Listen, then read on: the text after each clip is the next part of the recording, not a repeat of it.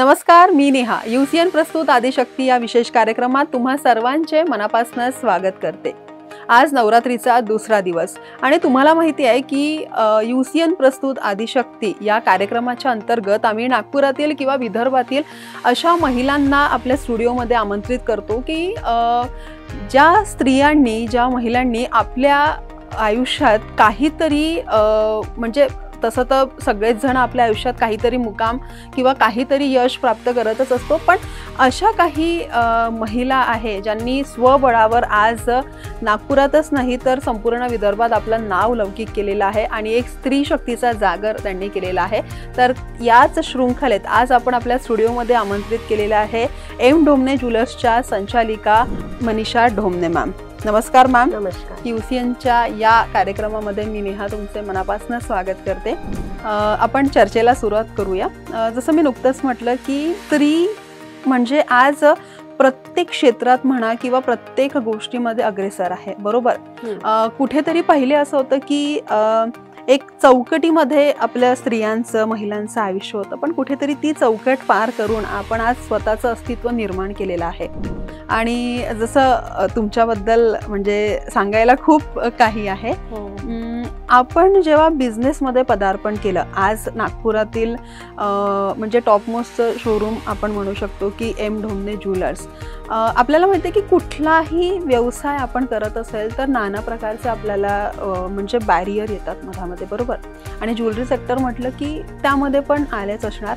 तर एवढ्या मोठ्या एम्पायर आज तुम्ही सांभाळत आहे, तर कशी सुरुवात झाली आणि सरांनंतर तुम्ही सगळं हँडओव्हर केलेलं आहे स्वतःला, तर काय सांगाल याबद्दल?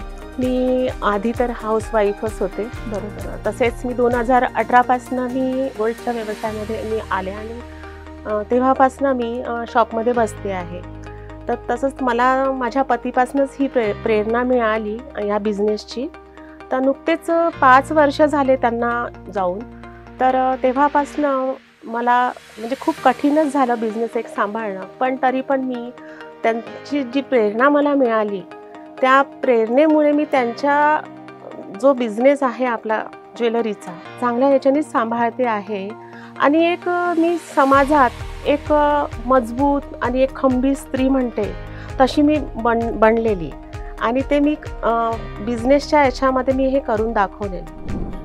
पण गृहिणीपासून तर आज यशस्वी उद्योजिका तुम्ही बिझनेस सांभाळत आहे, तर हा प्रवास सुरुवात कशी झाली? कारण की कसं आहे ना, आपण कुठलाही बिझनेसमध्ये पदार्पण करतो किंवा कुठल्याही नवीन कामासाठी जेव्हा आपण म्हणजे ऑन ग्राउंड येतो तेव्हा कठीण परिस्थिती तर असतेच. आणि एक सिंगल पॅरेंट्स म्हणजे फक्त एक सिंगल विमेन म्हणून नाही तुम्ही, तर त्यासोबत तुम्ही आई पण आहात, बरोबर. तर सिंगल पॅरेंट्स आणि सिंगल विमेन जेव्हा कुठल्याही बिझनेसमध्ये पदार्पण करते तर काय म्हणजे असे काही क्रायसिस आले आहेत का कधी मधात की यार लोकांनी डिमोटिवेट केलं? त्यानंतर आपलेच असे काही लोक असतात जे म्हणतात की खरंच सांभाळणं होणार का, पण त्यांना कुठेतरी मात देऊन आज तुम्ही या पदावर आहे, तर त्यासाठी काय सांगाल तुम्ही? त्यासाठी तर मला खूपच त्रास झालेला, कारण मी कसं हाऊसवाईफ म्हटलं त्याच्यानंतर बिझनेसमध्ये आले मी. आणि एकतर काय आहे, मला बिझनेसचं जास्त काही अनुभव होतच नाही. बस त्यांची जी एक प्रेरणा मिळाली तो एक मला थोडासा एक जो अनुभव होता. त्यानंतर हे गेले तेव्हापासून मला समाजात आहे, आपल्या व्यावसायिकमध्ये आहे, असं भरपूर त्रास झाला की लोकांनी माझ्या व्यवसायावर थोडंसं हे केलं. त्याच्यानंतर माझ्या वैयक्तिक याच्यावर जास्त प्रश्न हे केले. त्याच्यानंतर त्यांना असं वाटायचं की बा ही काय करेल, ही एक हाऊसवाईफ आहे, बरोबर, आणि ही एवढा मोठा बिझनेस कसं सांभाळणार ही. तर अशा भरपूरशा गोष्टी आहेत की त्या मी सगळं बाजूला हे करून मी एक खंबीरपणे एक मजबूत स्त्री म्हणून मी ज्वेलरी शोरूम सांभाळते आहे, बरोबर.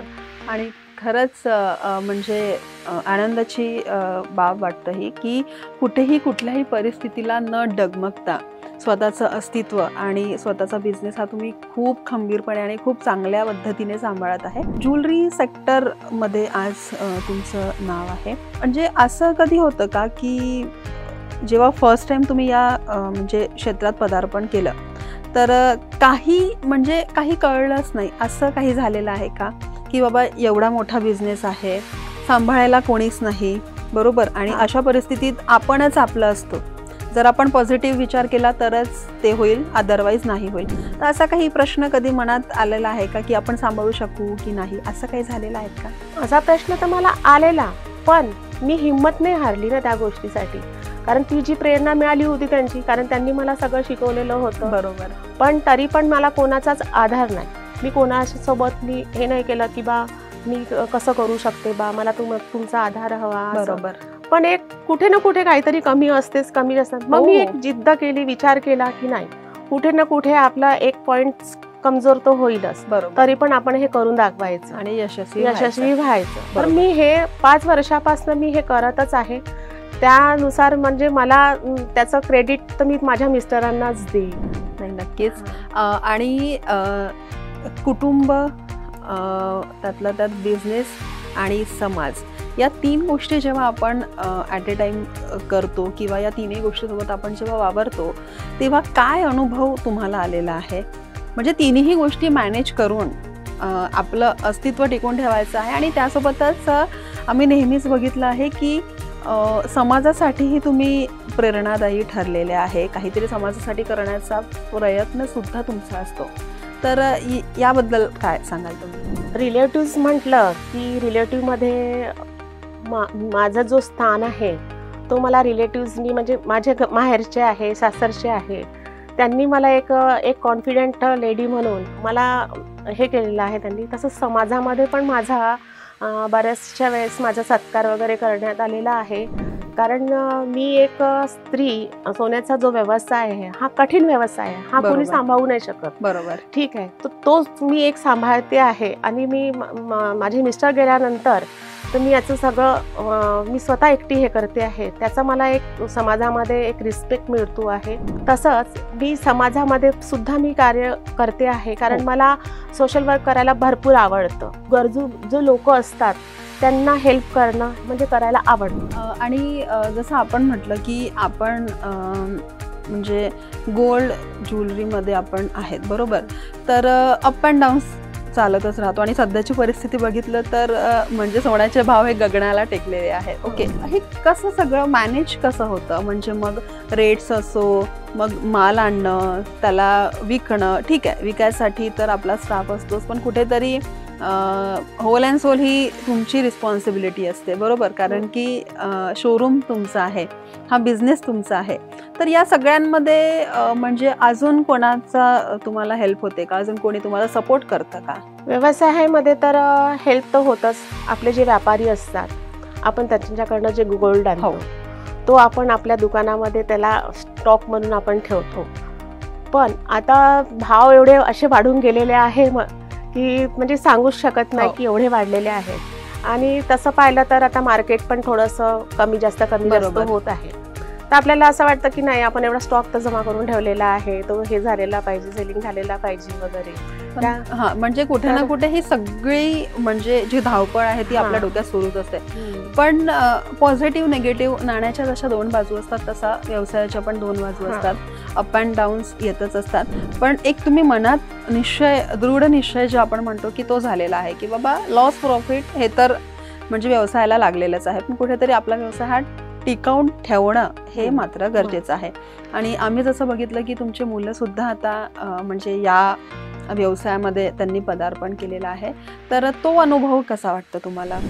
माझे मुलं आता नुकतेच म्हणजे तरी 5 वर्ष झाले ह्या व्यवसायात आलेले आहेत.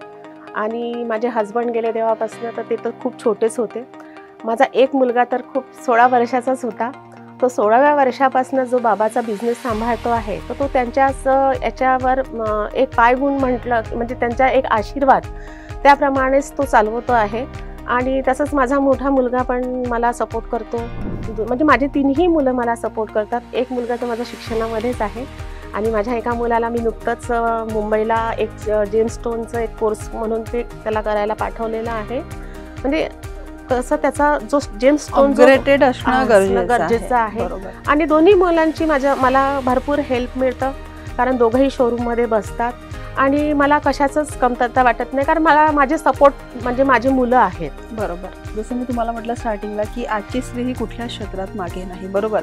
तर म्हणजे तुम्ही स्त्रियांना काय मेसेज देऊ इच्छिता की कुठलीही परिस्थिती जरी असली तरी कसं आहे ना, कुठली गोष्ट न करण्यासाठी एक्सक्युजेस खूप असतात, बरोबर, की हे मला जमणार का, हे माझ्याकडनं होणार का.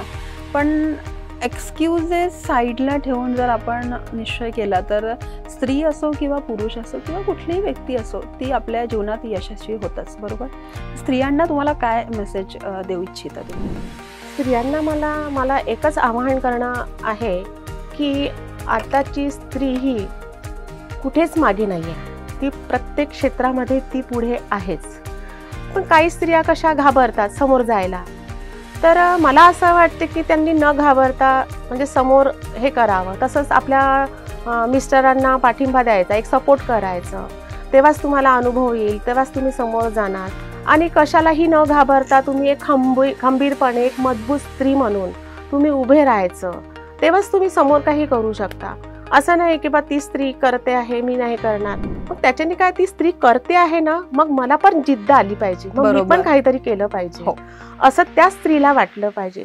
तेव्हाच ती स्त्री ती समोर काहीतरी करेल. बरोबर आहे. आजची स्त्री ही एक सून, मुलगी, पत्नी ह्या सगळ्या गोष्टी आहे. मल्टिपल रोल म्हणजे ऍट ए टाइम आपण निभवत असतो, बरोबर. ती स्वतःसाठी तर जगतच नाही, ती सगळ्यांसाठी. तर माझं एक म्हणणं आहे की तिने स्वतःसाठी एक जगावं आणि लोक काय म्हणतात याच्याकडे लक्ष न देता तिने स्वतः मी काय केलं पाहिजे ह्या गोष्टीकडे लक्ष देऊन तिने हे स्वतः समोर जायला पाहिजे. बरोबर मॅम, नक्कीच. येणाऱ्या काळात आपलं एम ढोमणे ज्वेलर्सच्या जसं ऑलरेडी 2 शाखा आहेत, बरोबर, तर काय नवीन प्लॅन आहेत का आपले की काहीतरी अजून 3री शाखा काही ओपन करण्याचं किंवा मग कसं काही आहेत प्लॅन?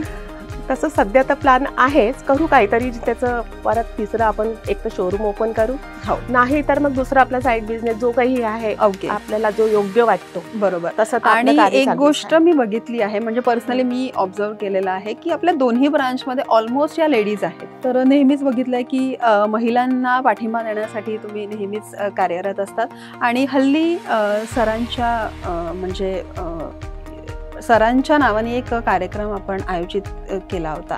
तर तो कशा पद्धतीने होता किंवा काय त्याचा म्हणजे रिझल्ट काय मिळाला तुम्हाला? त्यांच्या स्मृतीप्रित्यर्थ आणि आमच्या समाजामध्ये जी मुलं मेरिट आलेले आहेत, जे पास झालेले आहेत चांगल्याच्याने, याने फर्स्टपासून तर पूर्ण LLB जे डिग्री घेतलेले आहेत, याने पुन्हा युवा व्यवसाय जो करतात त्यांच्यासाठी हा सत्कार समारंभ होता. आणि हा खूप मोठ्या प्रमाणात झालेला. एक सोशल वर्क म्हणून मी माझ्या समाजामध्ये त्यांच्या स्मृतीप्रित्यर्थ केलं होतं आणि त्याचं मला बरंचसा म्हणजे छान एक अनुभव मिळालेला आहे. बरोबर, म्हणजे एकंदरीतच गृहिणी ते उद्योजिका असा जो तुमचा प्रवास होता म्हणण्यापेक्षा आताही सुरूच आहे, बरोबर. म्हणजे होता म्हणण्यापेक्षा सुरू आहे म्हणायला बरं होईल. तर तो आनंद आणि उत्साह आणि कधी काही अप अँड डाऊन्स आले पण आहेत, पण कुठेतरी काहीच न डगमगता तुम्ही एक स्मूथली ते चालू आहे आपण असं म्हणू शकतो. तर घरच्यांविषयी म्हणजे आपण जसं तुम्ही मला एकदम सुरुवातीलाच म्हटलं की घरच्यांचा सपोर्ट असणं खूप गरजेचं आहे. म्हणजे ते म्हणतात ना की सुरुवात आपण आपल्या घरच्यांपासूनच करायला पाहिजे.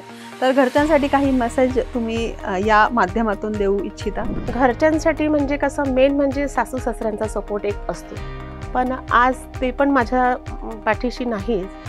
आणि जाऊ भासरे आहेच, मला त्यांचा एक सपोर्ट असतोच मला ह्या गोष्टीचा की. आणि माझे भाऊ बहिणी त्यांचा पण एक सपोर्ट आहेच मला की, कारण माझ्या पाठीशी त्यांचा आशीर्वाद तर आहेच की न डगमगता तू हे समोर कार्य करत राहा, कशाला घाबरायचं नाही. पण तरी पण मी एक स्त्री, मी पण तसंच आहे ना, कारण मी पण एक स्वतः एकटी असून मी हे स्वतः करून दाखवलेलं आहे त्यांना.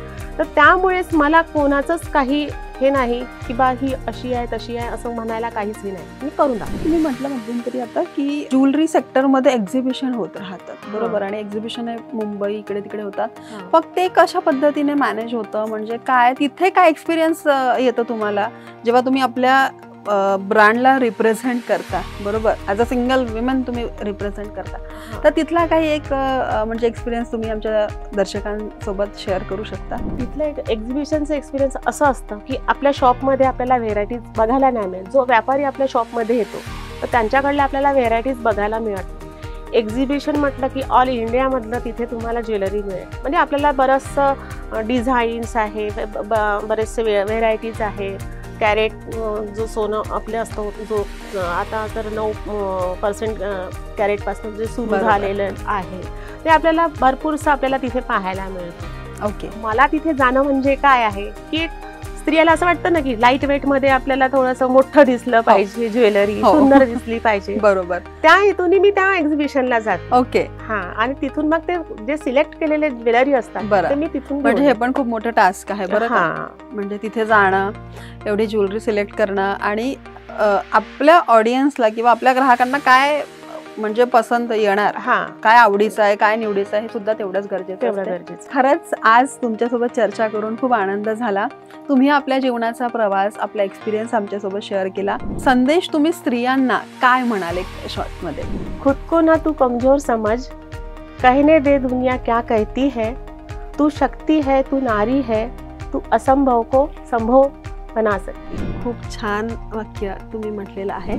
UCN प्रस्तुत आदिशक्ती या दुसऱ्या भागामध्ये नवरात्रीच्या दुसऱ्या दिवशी आज आपण मॅम सोबत चर्चा केली. त्यांचा एक्सपिरियन्स, त्यांचा प्रवास आणि एक सिंगल विमेन ही आज कुठल्याही क्षेत्रात कमी नाही किंवा मागे नाही, याचं उदाहरण आज आम्ही तुम्हाला बघितलं. आणि खरंच म्हणजे तुमच्यासोबत आम्ही जेव्हा चर्चा केली तेव्हा काहीतरी नवीन करण्याचा मानस सुद्धा म्हणजे स्त्रियांना आलाच असेल.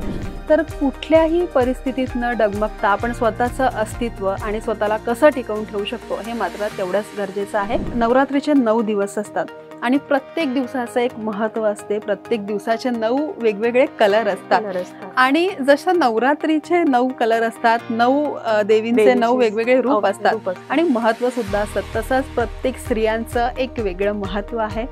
प्रत्येक स्त्री म्हणजे पर्टिक्युलर आपण कुठल्या स्त्रीबद्दल नाही बोलत आहे. प्रत्येक स्त्री म्हणजे एक स्त्री म्हणून जेव्हा आपण जन्माला येतो तिथनंच आपली परीक्षा सुरू होऊन जातं आणि ती परीक्षा पार करून ती सगळं घर, कुटुंब, समाज, बिझनेस ते सगळं सांभाळून ते स्वतःचं अस्तित्व मात्र टिकवून ठेवतं. तर आजच्या या भागामध्ये आपण इथेच थांबूया मॅम. आदिशक्ती या विशेष कार्यक्रमात आज आपण इथेच थांबूया. पुन्हा भेटूया नवीन गेस्ट सोबत, नवीन महिला सोबत आणि त्यांच्या नवीन एक्सपिरियन्स सोबत. तोवर बघत रहा UCN प्रस्तुत आदिशक्ती. नमस्कार.